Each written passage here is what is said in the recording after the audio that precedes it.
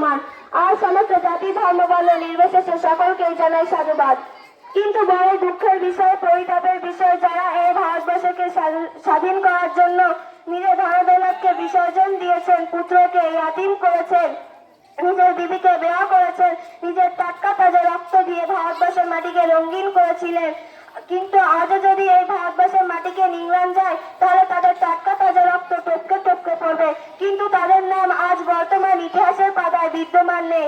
তাই আমি এই সমস্ত বিতৃকারী ইতিহাসদেরকে বলতে চাই, তারা যতই এই সত্য ইতিহাসকে মিথ্যা ইতিহাস দিয়ে চাপা রাখতে চায় না কেন, তা কোনোদিনও পারবে না। কেননা আজ থেকে 1440 বছর পূর্বে মহানবী সাল্লাল্লাহু আলাইহি ওয়াসাল্লাম পবিত্র বাণী ঘোষণা করেছিলেন, আল হাক্কু নূরুন ওয়াল কুফরু বাতিলুন বাতিলুন বাতিলুন ওয়াল কুফরু যুলমাতুন। অর্থাৎ সত্য হয় উজ্জ্বল দিবালোকের ন্যায়, আর মিথ্যা হয় অন্ধকার অমিনিশির ন্যায়। তাই অন্ধকার কোনোদিনও দিবালোককে গ্রাস করতে পারে না, কিন্তু দিবালোক অন্ধকারকে গ্রাস করে নেয়। তাই এই সত্য ইতিহাস একদিন না একদিন প্রকাশ্য পাবেই পাবে ইনশাআল্লাহ।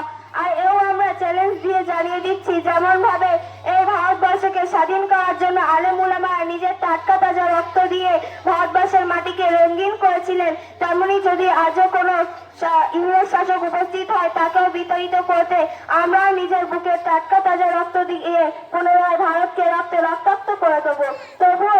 তবুও অত্যাচারী জালেমদেরকে প্রশ্রয় দিচ্ছি না, দেব না। কেননা গিদার কি একদিন সো সাল কি জিন্দেগি সে শের কি একদিন জিন্দেগি বেহতে হে। তাই তো কবি নিঃশঙ্ক চিত্তে ঘোষণা করেন, রক্তে রাঙা ভারতবর্ষ আমাদের এই ভারতরে, রক্ত দিয়ে গড়েছি মোরা ভারতবর্ষের স্বাধীনতাকে, ইতিহাসের পাতায় মোরা পেলাম না কোথায়। তারাই হলো সেনানায়ক যাদের কোনো গন্ধ নাই, পেলে কলম বুঝিয়ে দেব সত্য ইতিহাস কারে কয়।